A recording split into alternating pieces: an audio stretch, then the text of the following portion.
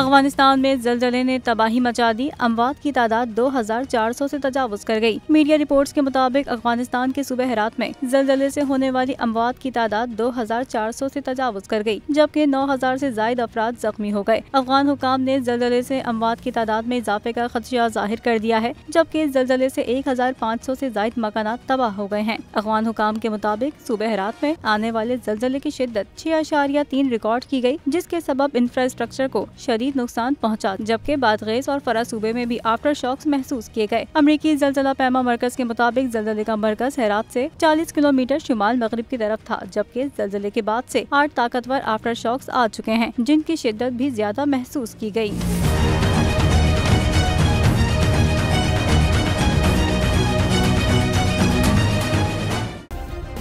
Subscribe करें और bell दबाएं ताकि कोई खबर रह न जाए।